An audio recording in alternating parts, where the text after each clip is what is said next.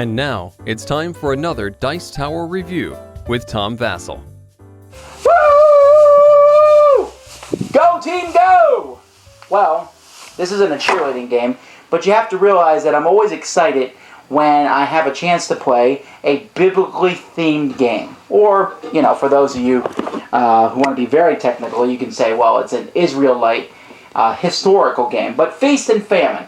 This is a game that covers the area of Joseph's life when he is in Egypt, and where he foresees 7 years of great plenty and then 7 years of famine, putting that into a board game. Now, I will say I'm wary going into this, because unfortunately, Christianity seems to destroy the life out of board games. There's very few Christian-themed board games which are good at all. I have no idea why that is. There should be more, and I'm looking for them. Show them to me, folks. Will this one break the trend? Let's find out.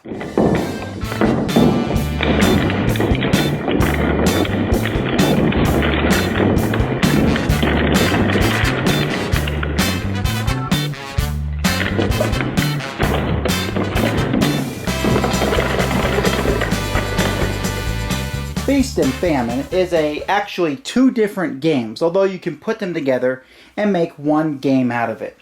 So in the middle of the board, you put this octagonal board, and you're going to be drawing from this bag of tiles different commodities. Now, the tiles, unfortunately, are only one-sided, which gives the game a somewhat cheaper feel, but I mean, it's not the end of the world. But you're actually going to start Pharaoh here, and you're going to put these commodities out on these different spots. There's actually 6 different sorts of commodities. Now, what players are going to be doing on your turn, each player will take a turn, and players are going to have a board in front of them.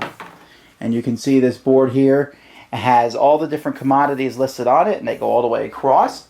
What players are trying to do is they're trying to get these medallions.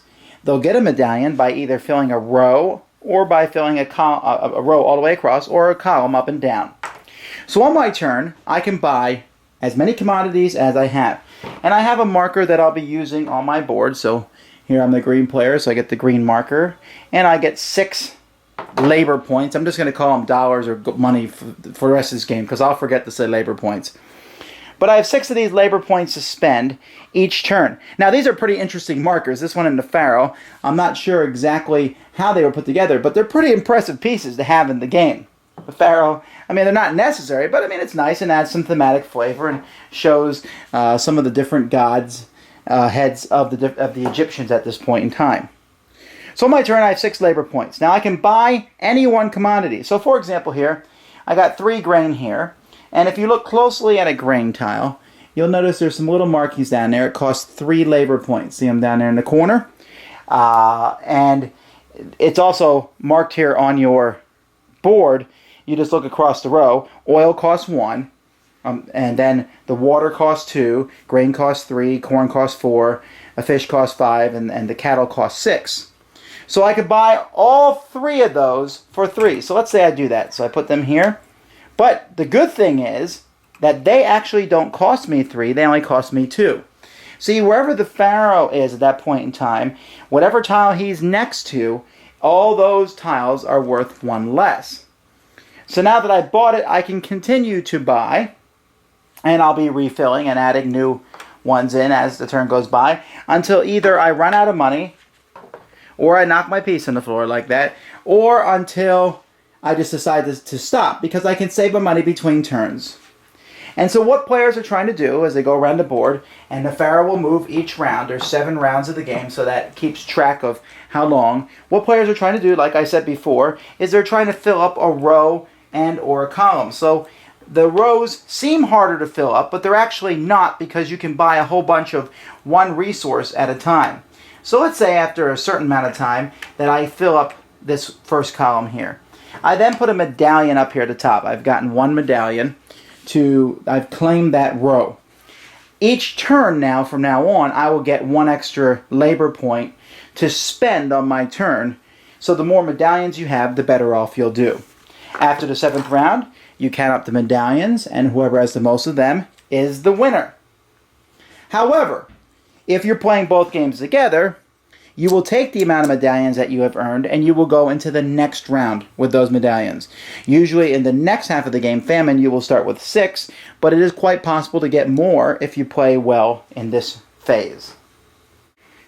For the second half of the game, we flip both boards over, and this board here is basically just a reference point, so players will keep that in front of them, and it shows all the different cards. We have this big, nice deck of cards with different colored backs.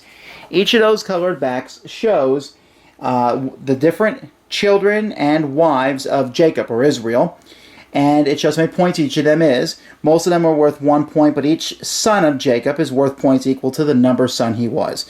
So since Gad was the 7th son of Jacob, he's worth 7 points. And the color backing shows which wife of Jacob they came from.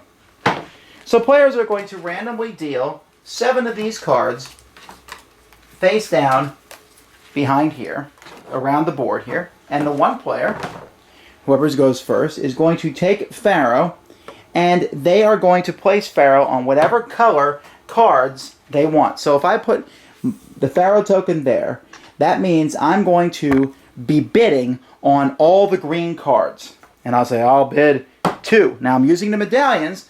Again, I'll have 6 of them if this is the only game I'm playing, and I'll have more or less of them if we played Feast beforehand.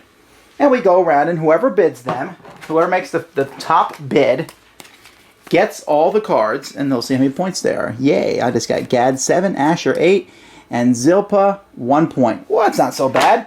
I don't show anybody what I get, and we refill the rest of the spots up with other colors. Now, you'll note, as we look at the cards, and the cards are interesting Egyptian artwork, you'll note that some of the cards are medallions. Now, these cards, when you get one, they're worth 1 point, but you can also use it as an extra medallion in bidding, and since no one knows that you have it, you can do well with that. You keep going till all the cards have been auctioned off and won by everybody, and you reveal your points, and whoever has the most points is the winner. Alright, first of all, never play these 2 games separately. Famine, yeah, they're just both, Feast and Famine both, they're just too sparse to be played by themselves. Play them together. I don't even know why the option was there. It's kind of like saying, if you've ever played the game For Sale, just play the first half of the game. Well, that doesn't even make any sense. You need to play both halves together, and the same thing here. The first half Feast is interesting enough. You know, you buy them, and sometimes you just get lucky, and the one that you need just pops up, and it's 1 cheaper because of where the Pharaoh piece is. It lasts just long enough. If it was a little bit longer, I'd get very bored by that sequence. And I like the second sequence better, where you bid on the different cards. And I like the fact that there's different values. You look at your chart and say, there's only 2 red cards out, but I think they're pretty good values as compared to getting 3 green cards.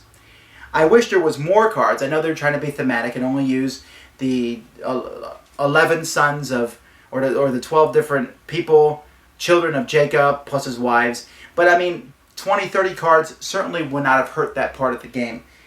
I think there's some really good ideas here. It's one of the better Christian games I've ever played, but you have to realize that the standards are really low, but it's not a bad idea. But it's very, very light. If you know somebody who's a Christian or someone who likes biblical history, this might be a very good gift for them, especially if they're not that into games, because it's very simple, very easy to understand. And for an independent production, the components are pretty nice. You know, the one-sided counters, but you know what? I can live with that. Everything else looks good. The card production was top-notch. So it's a very nice quality production. I don't know how often I'm going to play it because it's just a little too blasé for me, but I didn't think it was bad. Thanks for joining us today. For more written, audio, and video reviews, as well as the #1 board game podcast, check out the website at www.thedicetower.com. Until then, this is Eric Summerer, and you've been watching The Dice Tower.